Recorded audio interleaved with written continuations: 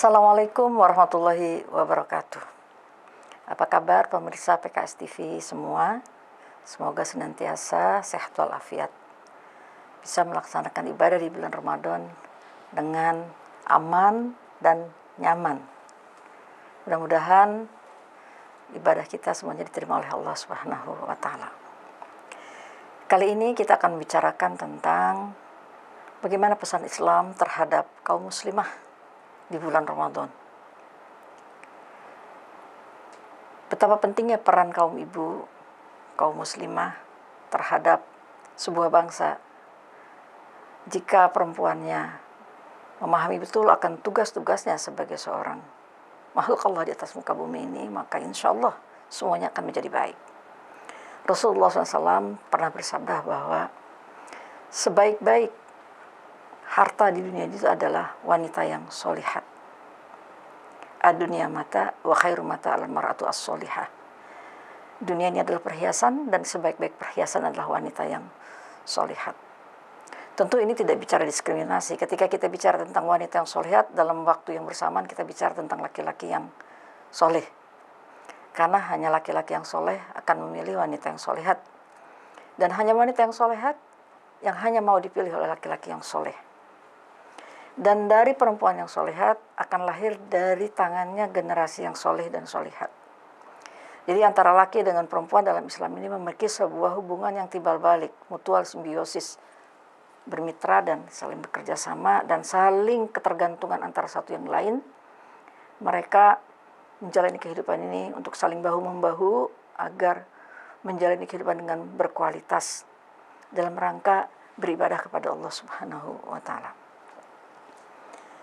Momentum Ramadan adalah momentum yang sangat baik buat kita semua, kaum muslimah. Ini adalah sebuah madrasah selama 1 bulan. Bagaimana para sahabiat pada masa lalu telah memberikan keteladanan kepada kita semua. Mereka adalah sebaik-baik contoh buat kita menjalani ibadah di bulan Ramadan. Setidaknya ada 8 hal penting buat kita kaum muslimah menjalani ibadah di bulan Ramadan ini. Yang pertama, senantiasa menjaga keimanan kita kepada Allah SWT dalam keadaan prima, dalam keadaan naik. Sebagaimana yang diperintahkan oleh Rasulullah SAW, kita beribadah, memenuhi semua amalan-amalan wajib dan sunnah di bulan Ramadan, maka bagi kaum wanita pun hendaknya melaksanakan semacam itu. Tidak dibedakan antara laki dengan perempuan, bahwa misalnya laki-laki lebih bagus dari perempuan atau perempuan lebih tidak. Di hadapan Allah semua kedudukannya sama. Wa may ya'mal minas solihati min dzakari aw untha wa huwa mu'min fa ulaika yadkhulunal jannata wa la yuzlamuna naqira. Shadaqallahul azim. Barang siapa hamba Allah laki dan atau perempuan, mereka beriman, mengerjakan amal soleh, maksudnya amalan yang baik, perbuatan yang baik, mereka berhak, laki dan perempuan ini masuk surga Allah dan tidak boleh dizolimi sedikit pun. Menurut Ibnu Katsir dalam kitab tafsirnya, kata-kata naqiro ini lebih kecil dari atom. Jadi kalau kita melihat satu benda di atas muka bumi ini disebut dengan atom, partikel terkecil, maka naqiro ini jauh lebih kecil dari benda terkecil yang ada di dunia. Artinya tidak boleh ada satu pihak pun siapapun menzolimi laki dan perempuan, termasuk perempuan di dalamnya secara definitif Allah sebutkan. Nah, oleh karena pantas buat kita semua dan sudah sepatutnya, karena kebaikan dari Allah Subhanahu wa Ta'ala kepada kita, kita mengembalikan bentuk kebaikan Allah kepada kita ini dengan menambah keimanan kita kepada Allah Subhanahu wa Ta'ala.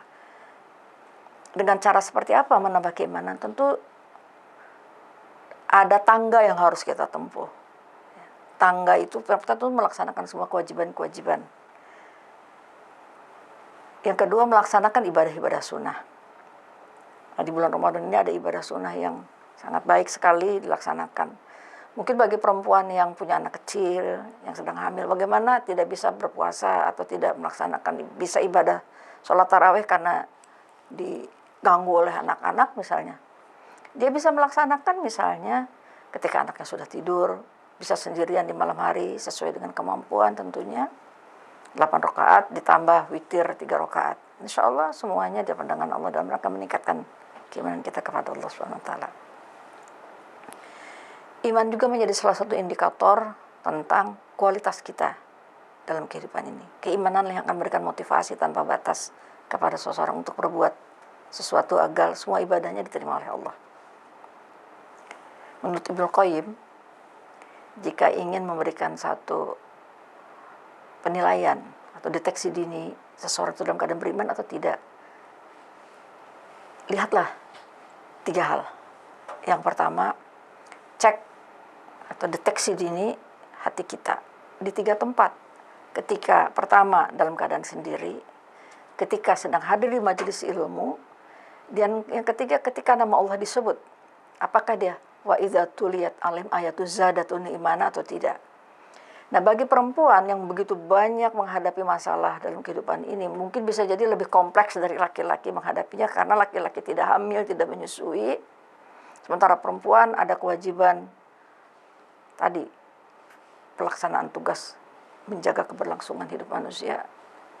Ada situasi yang kadang-kadang dihadapinya begitu kompleks menjalani kehidupan, itu membutuhkan sebuah keimanan, kekuatan, ya, motivasi menjalani kehidupan.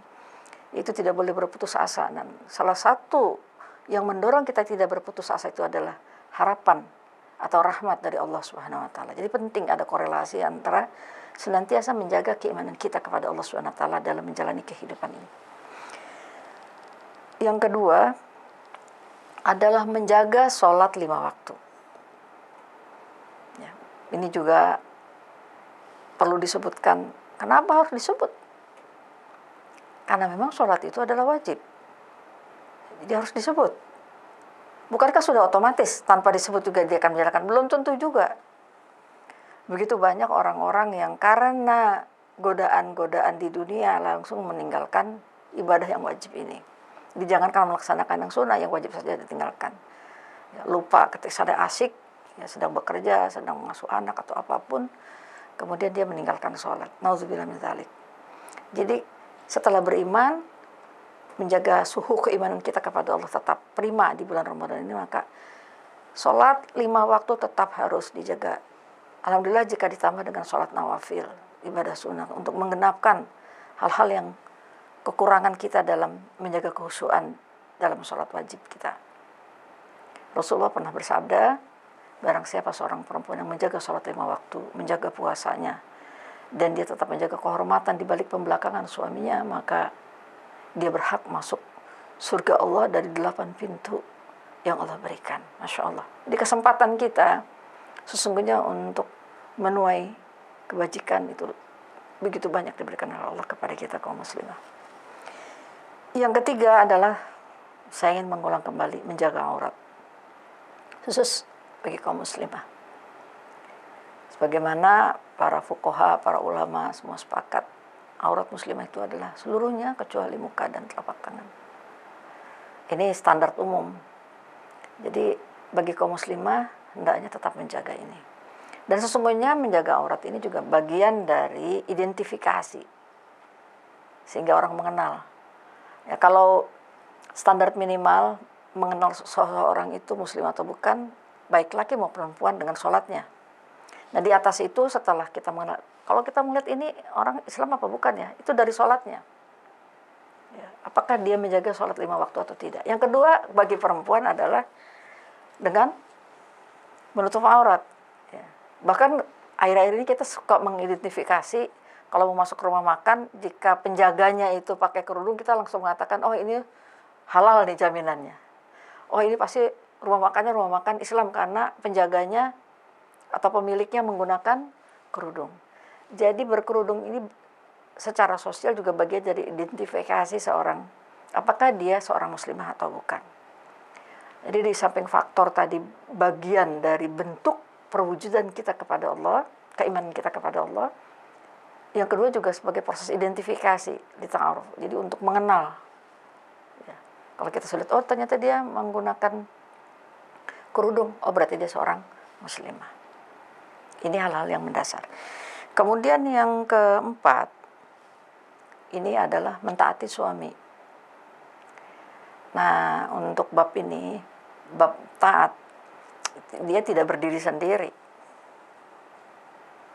La ta'ata li makhlukin fi ma'siyatil khaliq. Ya. Jadi seseorang itu taat kepada seorang lainnya, seorang istri taat kepada suaminya selama suaminya tidak mengajak maksiat kepada Allah. Ya. Untuk apakah ketaatan ini? Tentu saja untuk menjaga keharmonisan, dan wajib bagi suami menjadi orang yang memang patut ditaati. Ya. Dia menjalankan tugas-tugas sebagai suami yang baik yang memang wajib ditaati, yaitu apa? Untuk menunaikan kewajiban-kewajiban kepada Allah Subhanahu wa taala. Yang kelima adalah mendidik putra dan putri. Ketika dia menjadi seorang istri, seorang ibu, dia hendaknya mendidik putra putrinya menjadi anak-anak yang soleh. Kemudian yang keenam, menjaga kehormatan dirinya.